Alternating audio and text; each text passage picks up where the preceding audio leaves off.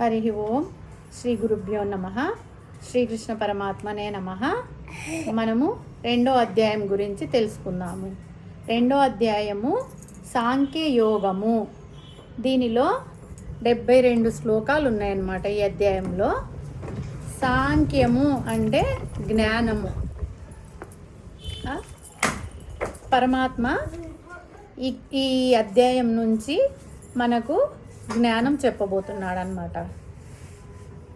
బాగా అర్థం చేసుకోండి. సాంఖ్యము అంటే జ్ఞానము, సంఖ్యే అంటే యుద్ధభూమి, సంఖ్య అంటే లెటర్స్, నంబర్స్. అది తేడా అన్నమాట. ఓం శ్రీకృష్ణ పరమాత్మనే నమః. శ్రీమద్భగవద్గీత అత ద్వితీయోऽధ్యాయః. సాంఖ్యయోగః. సంజయ ఉవాచ.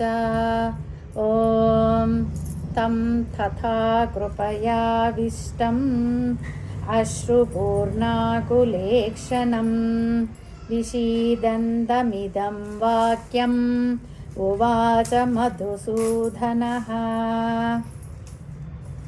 అంటే సంజయుడు ధృతరాష్ట్రునితో చెప్తున్నాడనమాట.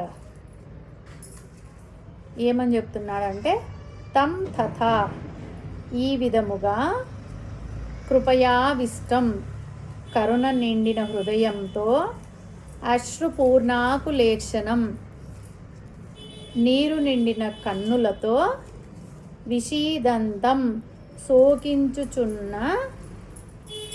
అర్జునుడు వాక్యం పలికెను. ఉవాచ మధుసూదన అంటే కృష్ణునితో ఈ విధంగా పలుకుతున్నాడు. ఏమని పలుకుతున్నాడంటే, అర్జునుడు చాలా బాధపడుతున్నాడు కదా, యుద్ధం చేయాల్సి వస్తుందని చెప్పి. స్వజనం మీద దయతో కూడినవాడు అర్జునుడు కదా.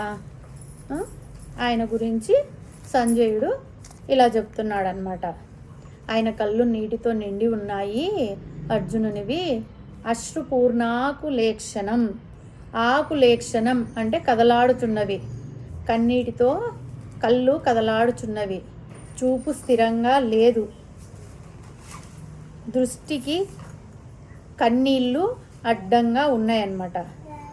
మధుసూదన అంటున్నాడు. అంటే మధుసూదనుడు అంటే పరమాత్మ కదా. నేను, నాది అనే మధురమైన అహంకారాన్ని పోగొట్టేవాడు మధుసూదనుడు. ఆయనతోని చెప్తున్నా ఇలా ఉన్నాడు అట్లా అని చెప్పి సంజయుడు చెప్తున్నాడు అన్నమాట. పరమాత్మ ఎందుకు అర్జునున్నే తీసుకున్నాడంటే, అర్జునుడు తన జన్మ సార్థకం చేసుకోవాలి కదా. ఎవరైనా సరే తన జన్మ సార్థకం చేసుకోవాలి కదా. పరమాత్మ అర్జునుని ఎందుకు ఇంత బలవంతం చేస్తున్నాడంటే, ఈ మహావీరుడు యుద్ధం చేయకపోతే ధర్మరక్షణ ఎలా జరుగుతుంది? ధర్మరక్షణ జరగాల కదా, దానికి ఎవరో ఒకరు కారణం కావాలి కదా. అందుకే పరమాత్మ అర్జునుణ్ణి ప్రేరేపిస్తున్నాడనమాట. నీ మానవ జీవితానికి ఒక సార్థకత కావాలి, దానిని నీవు వదులుకోవద్దు అట్లా అని చెప్పి చెప్తున్నాడు అనమాట. హరి ఓం తత్సత్.